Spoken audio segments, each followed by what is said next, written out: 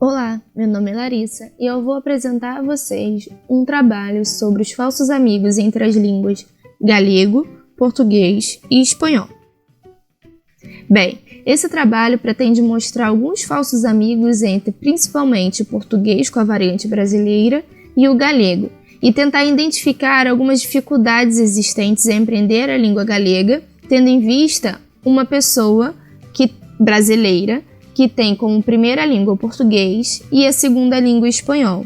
É simplesmente uma tentativa de começar a ver como as duas línguas são tão divergentes do ponto de vista semântico, fonético e morfológico, apesar de sua semelhança, e como essas divergências podem atrapalhar na comunicação.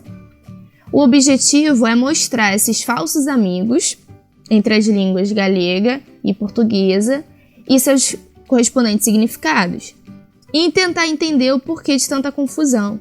Para isso, pegamos algumas informações de dois artigos. Um é do Iago Bragado Trigo, da Universidade de Vigo, que fica na Galícia, sobre a amizade léxica entre português, espanhol e galego, e outro artigo do Jefferson da Silva Alves, da PUC Minas Gerais, que fica no Brasil, sobre os falsos amigos. Recolhemos também algumas informações do programa de televisão galega Bem Falado, que é esse daqui.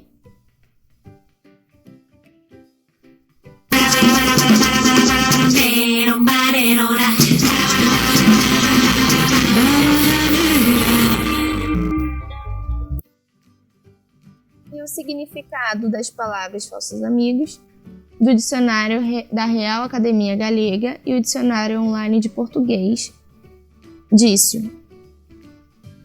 Mas para começar, nos perguntamos, o que é a língua galega? Bem, a língua galega, o galego, é a língua oficial da Comunidade Autônoma da Galícia, uma comunidade ao noroeste da Espanha.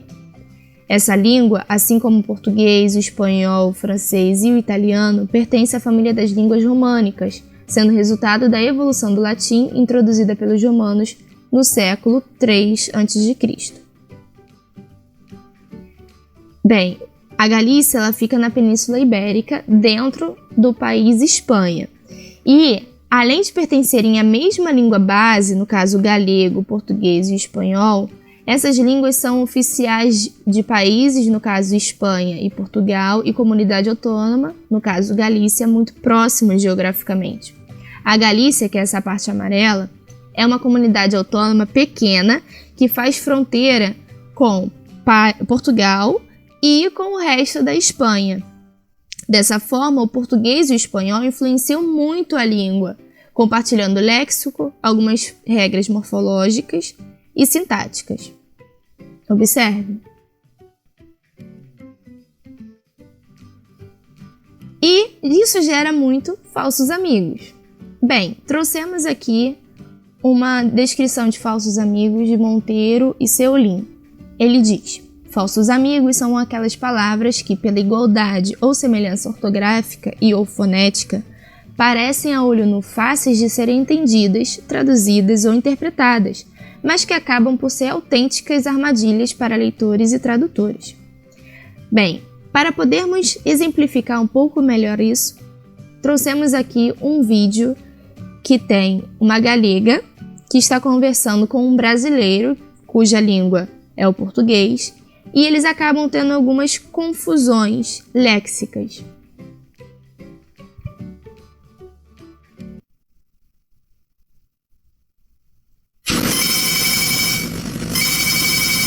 Diga. Oi, tudo bem? Sim, tudo vai bem. Eu tava pensando, você gostaria de vir jantar na minha casa hoje? Hoje, não é um pouco tarde já para eu jantar à tua casa? Eu acho que não. Como pode ser tarde se ainda tá de manhã? Dá tempo. Você pode vir hoje, sem problema. De acordo, se isso pensas. Por certo, estou mirando algumas fotos do teu ratinho. É muito cativinho. Ratinho? Mas eu não tenho nenhum rato. Como que não? O rato das fotos. O cabelo tá sem nada. Ah, mas você tá louca? Eu não adotei nenhum rato. Eu nem gosto de ratos. O único animal que eu tenho é um gato. Não te entendo. Diz que não te gustam os ratos, pero tes um. Mas eu não tenho um rato, eu já disse. Você deve estar falando do meu gato, não? Pero é o que te estou a dizer, homem, um rato. Mas eu tenho um gato e não um roedor asqueroso. Você não entende? É óbvio que não é um roedor. Os ratos não são roedores. Ah, agora você está dizendo que os ratos não são roedores. Era só o que faltava. Nossa, esses galegos não sabem de nada, não sabem nem diferenciar um gato de um rato. Enfim, deixemos-nos de lérias. Estarei na tua casa à hora do jantar. Tá certo, eu vou estar esperando você. Deita, Lojinho. Tchau. Então, a hora do jantar? Então, a hora do almoço? Olá. O quê? Por que você já tá aqui? Disseste-me que vem a hora do jantar e aqui estou. Mas agora são 2 horas. Como é que você chega na minha casa para jantar às 2? Já sei que são as 2.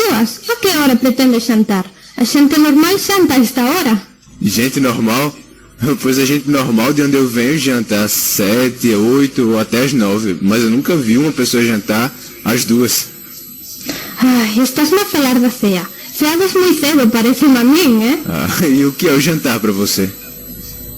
Se venho a esta hora, não está claro que é jantar para mim? Por isso te perguntei se não era já muito tarde. Agora eu entendi. Pois, agora que você já tá aqui, a gente tem que fazer alguma coisa, né? Mas eu não preparei nada. Que mal. Pero, de que gente me falas? A gente? Quem mais seria? Que gente?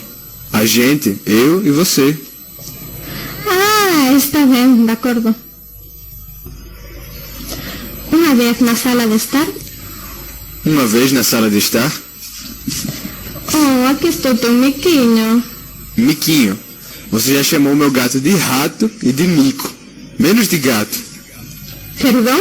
Que coisas mais raras tens? Eu? Primeiro você chama o meu gatinho de rato, agora você vem aqui e chama ele de miquinho. Bueno, pero é que é muito lindo, entendeu? É. Nossa, você já percebeu quantas confusões a gente já teve com a nossa comunicação?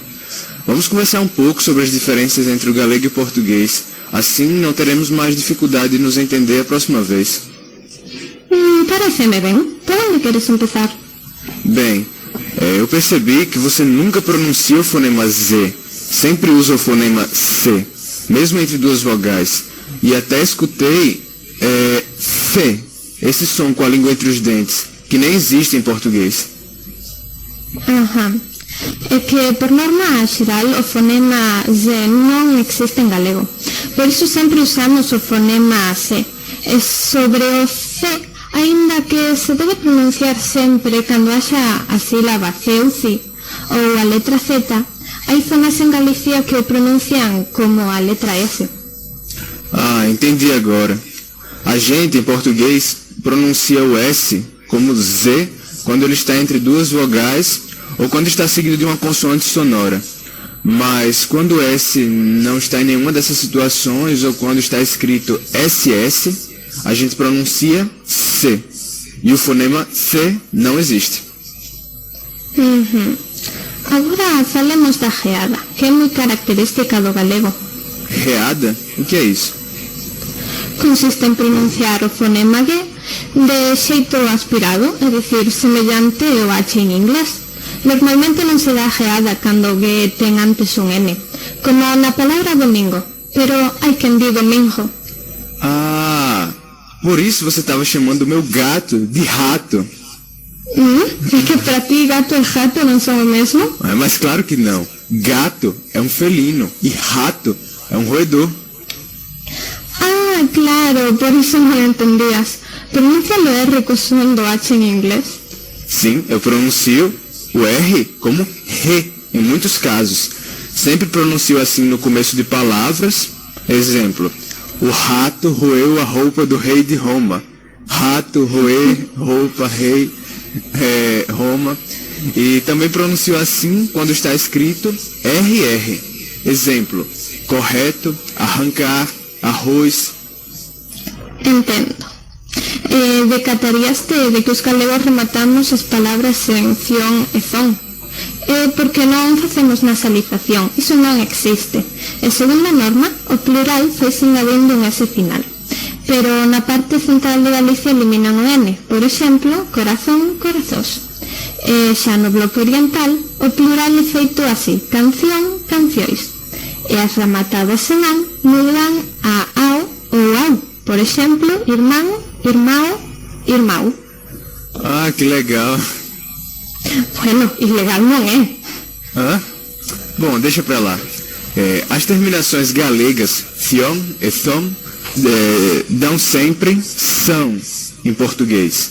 E as terminações galegas on e an, dialetalmente ao, são ão em português. E o plural da terminação são é sões. E o plural da terminação ão pode ser ãos, ães e ões. Isso depende da origem da palavra. Exemplos: mão, mãos, pão, pães, avião, aviões. O português empezou a me parecer uma língua interessante, é?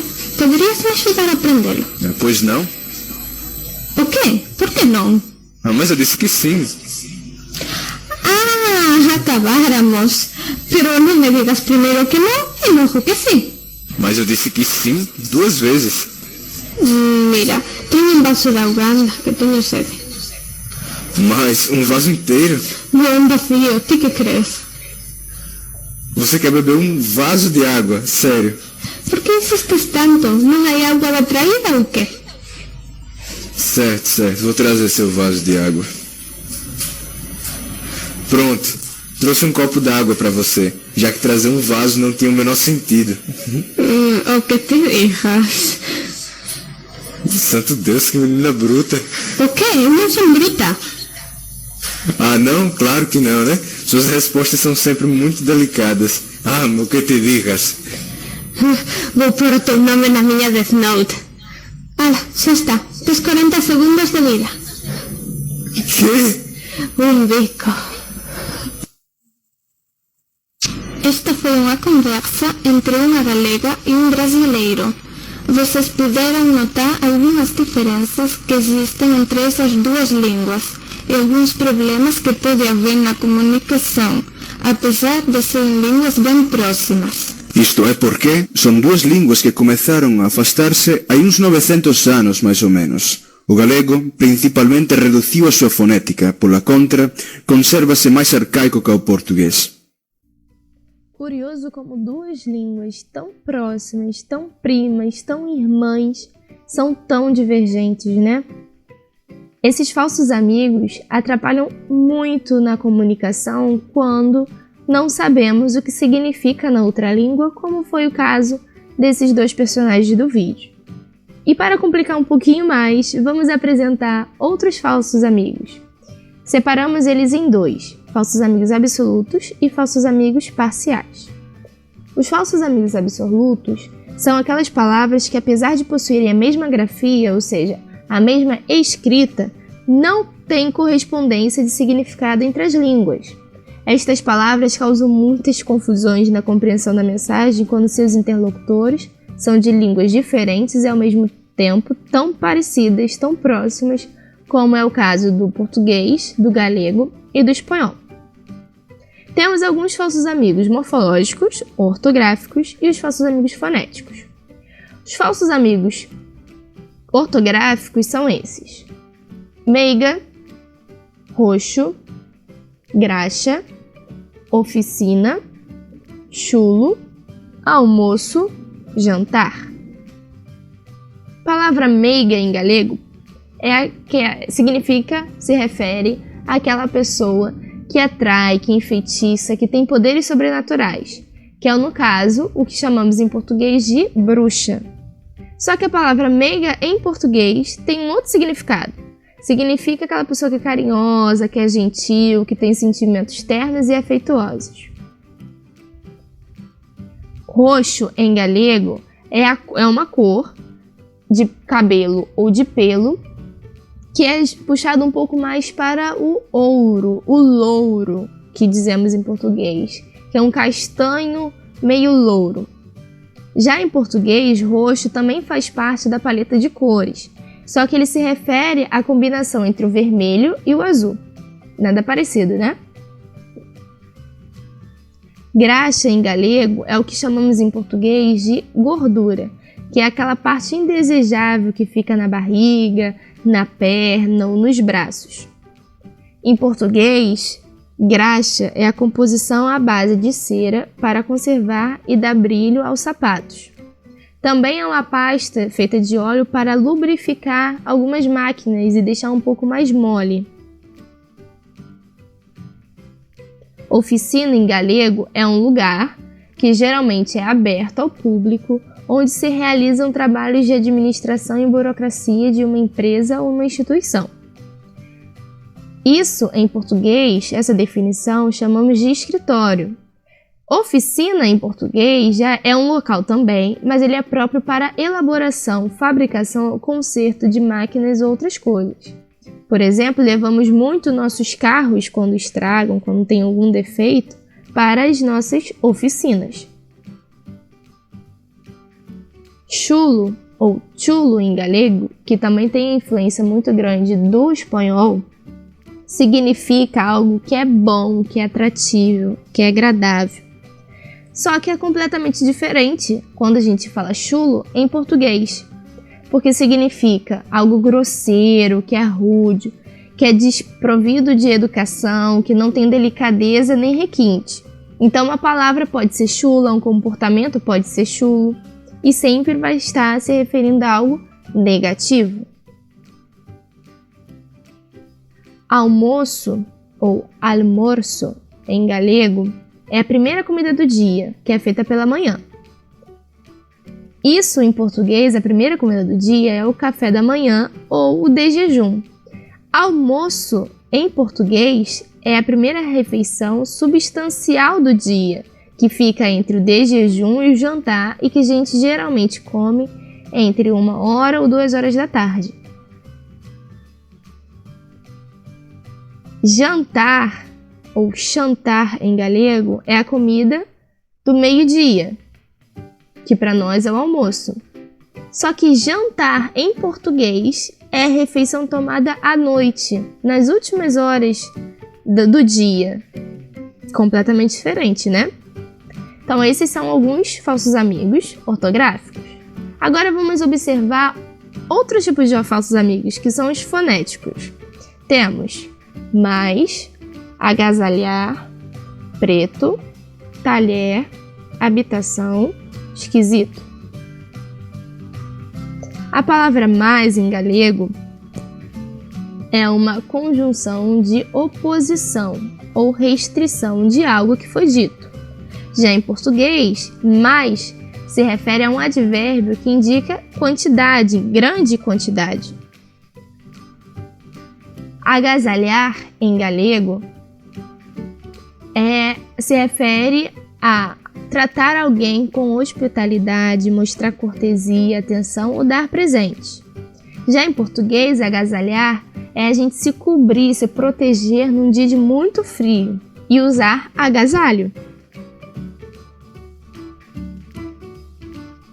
Preto, em galego, se refere a pouca distância no espaço ou tempo, o que fica muito próximo ao português, que a gente chama de perto. Só que preto, em português, se refere a uma cor, que é aquela cor mais escura, uma cor negra, como carvão. Talher, em galego, é um local onde se trabalha numa atividade ou um ofício de caráter manual. Poderia ser, por exemplo, esse lugar onde levamos os carros para o conserto, o qual chamamos em português de oficina. Só que em português, talher é um conjunto de 3 peças de que as pessoas se servem quando comem, que seriam o garfo, colher e a faca. Habitação em galego é o que chamamos em português de quarto. E habitação em português é o que chamamos de casa. Então, se um português ou alguém que fala em português vá à Galícia e pede uma habitação, e pede uma sugestão de habitação, os galegos provavelmente vão indicar quartos, mas o português vai estar se referindo à casa completa. Esquisito, ou exquisito em galego, que também tem muita referência do espanhol, é o sabor fino, delicado, agradável. Então, eu falar que uma comida está exquisita é muito boa, ela está maravilhosa. Só que em português já é ao contrário. Esquisito significa anormal, fora do comum. Um comportamento poderia estar esquisito. Se eu falo isso de uma comida, que a comida está esquisita, a pessoa que fez a comida vai se sentir ofendida, porque vai achar que você está falando que a comida dela está ruim, está fora do comum, está anormal. Pois então percebemos que existem muitos absolutos. Só que também temos alguns falsos amigos parciais, que são aquelas palavras com correspondência parcial entre as línguas. Isso significa dizer que essas palavras podem ter o mesmo significado nas línguas estrangeiras, mas que em determinados contextos dão uma carga semântica distinta. Por isso, é importante observarmos o contexto em que elas estão inseridas. São alguns falsos amigos semânticos parciais entre o galego e o português: o verbo pegar e o verbo marchar. No galego, pegar pode se referir a dar golpes em uma pessoa ou animal, ou seja, bater, que é o que dizemos em português, ou unir uma coisa a outra mediante uma substância que dificulta a sua separação. Em português, a gente também tem essa ideia de colar, né, de juntar duas coisas com uma substância que dificulta a separação, e dizemos que pegamos uma coisa na outra. Só que português também podemos nos referir ao verbo pegar como agarrar ou segurar. Então, por exemplo, se falamos os portugueses pegam os filhos com carinho, provavelmente um galego vai entender essa frase como na primeira imagem, como se alguém o português estivesse batendo no filho com carinho, o que seria um pouco contraditório. Só que em português, quando a gente se refere a pegar com carinho ou pegar o filho, estamos dizendo que estamos segurando, agarrando os filhos ou alguém. Já o verbo marchar, em galego, é você sair de um local para ir ao outro, ou seja, você se despedir e ir embora. Já em português, marchar é um movimento combinado das tropas, que as tropas executam ao se deslocar de um ponto ao outro. Ou seja, observamos que marchar tem a mesma carga semântica de você sair de um lugar ao outro. Só que em um contexto, por exemplo, em português, esse sair de um lugar ao outro não seria somente caminhar. Seria você, junto com outras pessoas, estar com o mesmo movimento combinado, que geralmente é feito por tropas, pelo exército. Observamos aqui que existem muitos falsos amigos, não? E que eles podem nos fazer confundir muitíssimo. Bem, assim terminamos nosso trabalho com considerações finais. Há muitos falsos amigos entre o galego e o português, como já vimos, devido às suas proximidades linguísticas e às suas diferentes evoluções. Além destas semelhanças, o espanhol influencia muito no galego, o que deixa o falante de português, que tem como língua estrangeira o espanhol, um pouco confuso pelos léxicos e fonemas tão parecidos. Mas é importante dizer que isso não serve para desmotivar ou desestimular alguém que esteja aprendendo galego. Muito pelo contrário, é um incentivo, porque aprender essas línguas, que são tão parecidas, é um grande desafio que vale a pena. Para isso, trouxemos aqui uma imagem, uma frase de Wittgenstein, que diz: "As fronteiras da minha linguagem são as fronteiras do meu universo."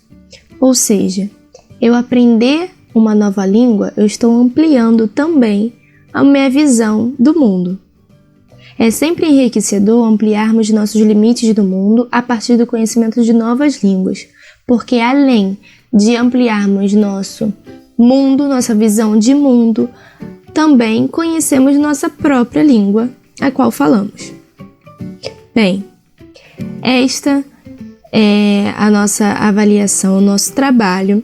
Espero que tenha gostado, espero que tenha valido, contado para você academicamente, no seu conhecimento de mundo, e que você se interesse, que tenha se estimulado a querer aprender essa língua tão enriquecedora que é o galego e também o português, por que não, né? Muito obrigada pela presença, muito obrigada pela paciência. Tchau!